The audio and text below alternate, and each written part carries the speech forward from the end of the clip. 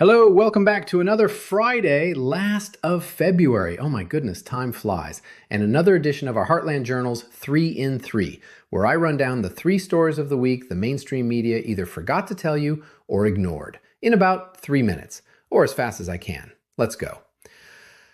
Number 1. Sadly, this one has been ignored by not only the media, but the Trump State Department. Very sad situation, and if you're a frequently traveler, rather terrifying. U.S. pilots detained in Guinea during fuel stop. Family. Officials seek resolution as case continues. Pilot Fabio Espinal Nunez from New Jersey and pilot Bradley Scott Schlenker from Illinois remain in a Guinea prison since December 30th to this day, despite being cleared by judges, pleads for President Trump's help. Tell me, folks, in the comments section, it's the end of February, 2 months already.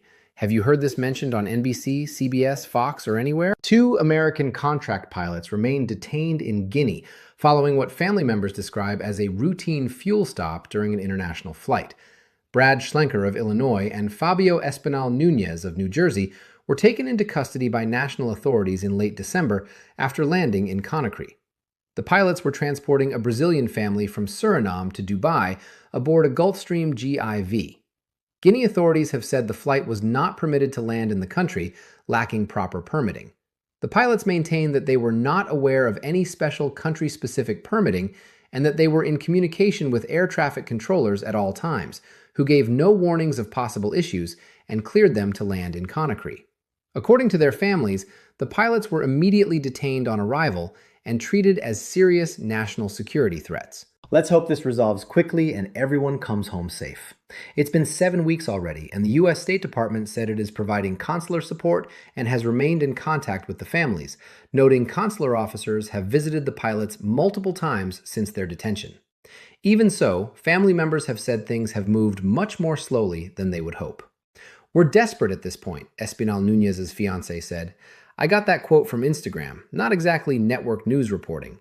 Number 2 story the big guys won't tell you anywhere else. Maybe you did hear this one, but it's sad for me to report since I grew up learning to ski here myself. 8 backcountry skiers died and 1 remains missing as of this cast after an avalanche in the Lake Tahoe area in California. The avalanche happened in the area of Castle Peak, a popular backcountry ski destination. The sheriff's office said the 6 people who survived the avalanche were rescued by a team that navigated treacherous conditions for several hours to reach them.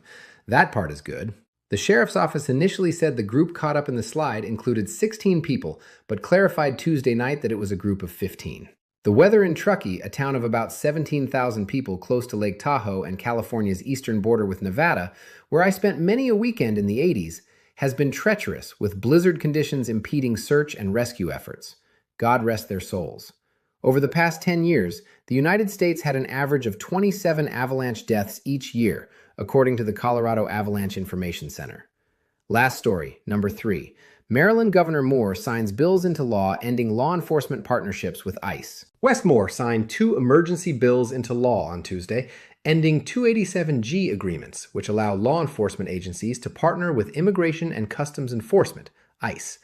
The new law prevents state agencies and employees from entering into 287G agreements and orders that all existing agreements end by July 2026.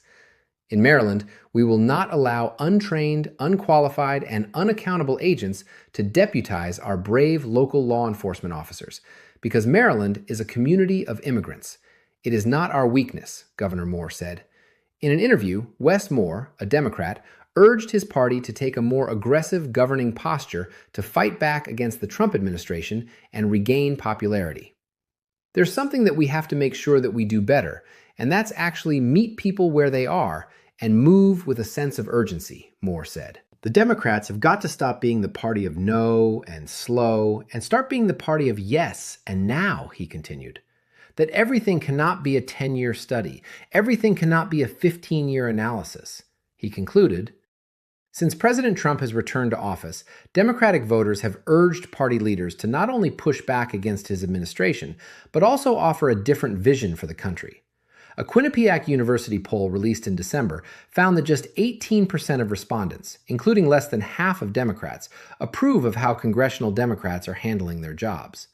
That low approval, along with the lack of a de facto party leader, has led to a number of Democratic lawmakers offering their views on how the party can make gains among the electorate, particularly working class voters. That's all I got for you. I hope you enjoyed it. For stories like these and more, check out heartlandjournal.com and our Substack. Just give us your email address and we'll deliver to your inbox for free.